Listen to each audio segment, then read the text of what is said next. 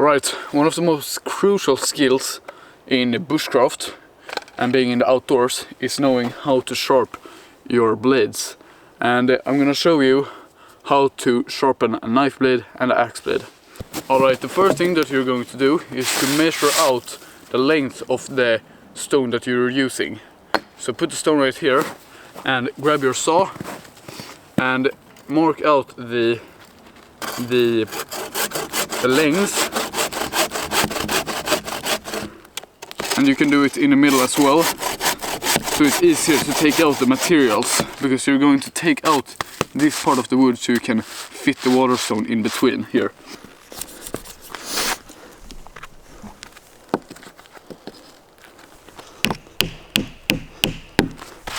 Just like that. So grab your knife and just make some scrapes like this. Not pushing the blade into the stone, but having it like this. So it's like cutting the... I don't know how to explain it, but yeah. As you can see what I'm doing here.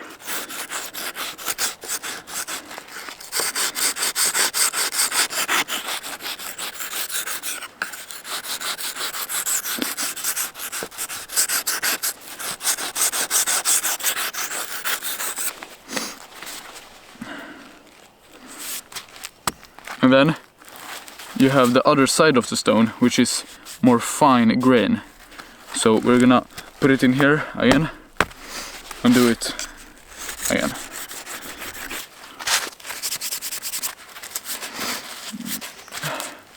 And there you have your sharp knife. So right now you might wonder, how do I sharpen my axe? Because that's just as important or more important than having your knife sharp. And I'm gonna show you how to do it. You're just gonna take your axe and start to do circles. There's something really peaceful about sharpening your blades. I don't really know why, but it's kind of peaceful to do it, and you get in that flow state or something. I really like sharpening my tools. So when you're done a couple of times on this grain, switch over to the fine grain and do the same here. And of course switch sides when you're done.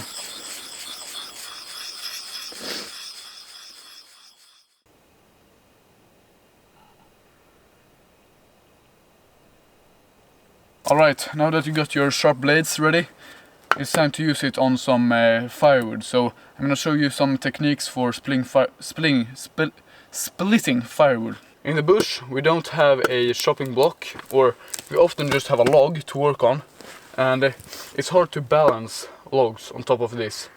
And you have to do this, or do some risky stuff, because then you can hit your hand and it can go really bad. So I'm gonna show you a great way to split firewood like this. So you put the blade here and you your thumb around the axe handle, and you like this, and there you have some dry wood. So you put the axe head here, boom boom, and you can see the split here going through the wood, and you can move the axe head up here, and there, dry firewood. But you might be wondering, I have big logs, like decent sized logs that I want to split, but that technique can't apply because the wood is too big. And I have answers to that too. So what you're gonna do is the following. So we put the log here on the working log, and you spread your legs like this. This was not so dry, but yeah, you get the point. But yeah, these logs are too small for this, but I've done this in the past with bigger logs and it works absolutely great. But yeah, I think you got the point. So we know how to sharpen a blade, we know how to split firewood, but we need to make a fire, because that's the heart of bushcraft, is the making of a fire. So I'm gonna show you a great way to start up a fire. So take some sticks that you've split and take up your knife, and what you're gonna do is to just put the wood on the ground and start to shave some shavings from the wood, just like this. And don't worry if the curls like drop off, it's completely normal. And this technique is called feather sticks, and it's a great way to start a fire in bad conditions, when in the winter time, when the wood is wet. You can split the wood so you get that dry inner wood, and then you can make some curls to ignite the fire with. So have a sturdy grip on your knife and just use your body weight to push the knife down, and have the same angle every time. So find that perfect angle for you, but about like 45 degrees or something I found is the best. So just do this till you get some real nice curls. So now we have feather sticks, we have chopped up some wood, we have sharpened our blades. I think it's time to get the fire going, and I'm gonna show you a couple of ways how to ignite fat wood and birch bark with a ferro rod. One common thing that I see a lot of the time is people just putting their fires directly on the ground, and it's not really good, because then the moisture from the ground will put the fire out very easily, and it will get very smoky. So put a base of wood on top here first, so we have a good solid platform to start your fire on. A trick that I use quite often is to just scrape off the shavings on your glove, so we have your shavings on the glove here, and you're not gonna ignite the fat wood on the glove, but you can just put it on the wood later.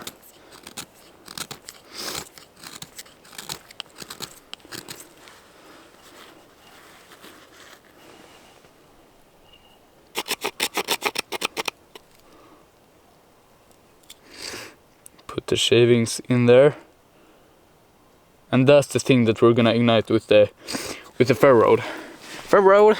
So there you have your small shavings there, and now we're gonna take up the ferro rod and start to throw some sparks.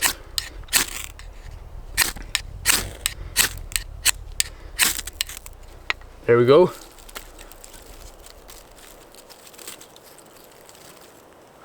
Put your feather sticks on top of here, and then grab your heavier stuff like this on top of there.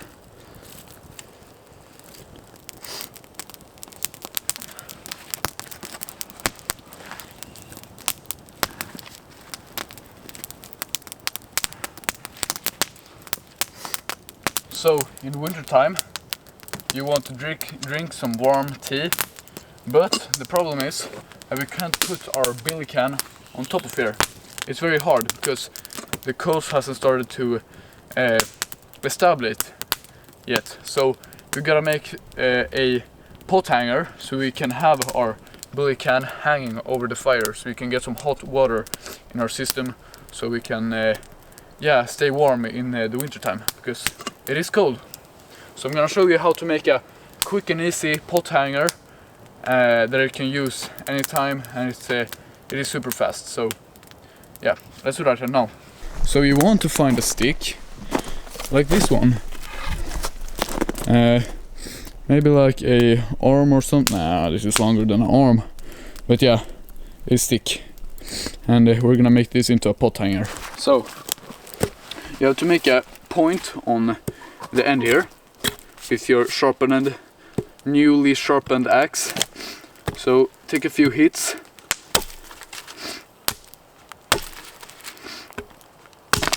Oops. Just like that, with a sharp point there.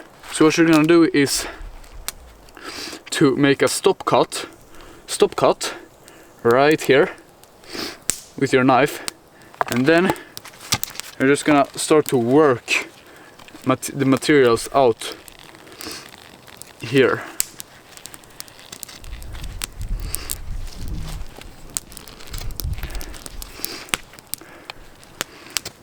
Hope you can get and see what I'm doing when I'm just working out the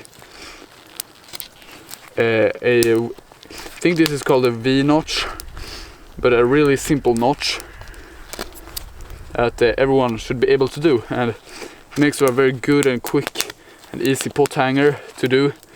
But I mean, this is just a temporary pot hanger. It's not super great, but it does the job. So if you're just doing an overnighter or something like that, or a day camp, yeah, this pot hanger is really good. So just work out the materials here, and you can see now what it's going to be like. So you're hanging your bill can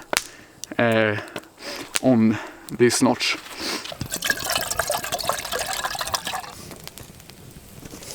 So another tip that I thought to mention is, when you've done your coffee over your self-made pot hanger, you can, instead of putting the coffee directly into your cup, you can put some twigs in.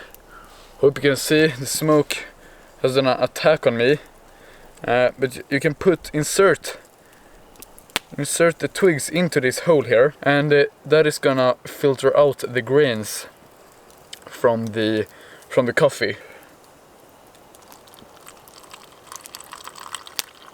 And no grains in your coffee. That's how it should be, with a simple tip. The fire made a smoke attack on me.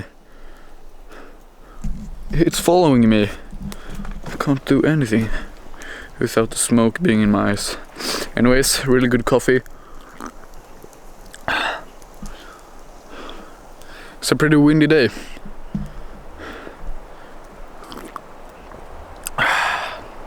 Nice. Instead of exhausting your lungs, you can just put your sit pad and do this.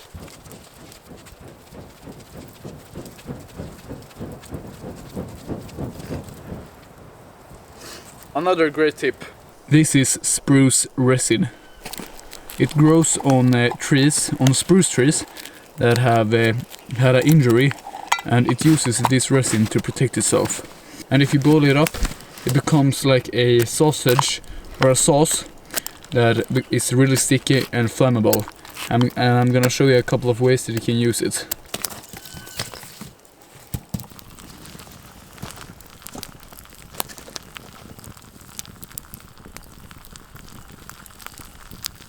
Looking pretty tasty. Like a brown stew. So here is a hole, and I'm just gonna put some resin on there, and it's gonna be fully waterproof.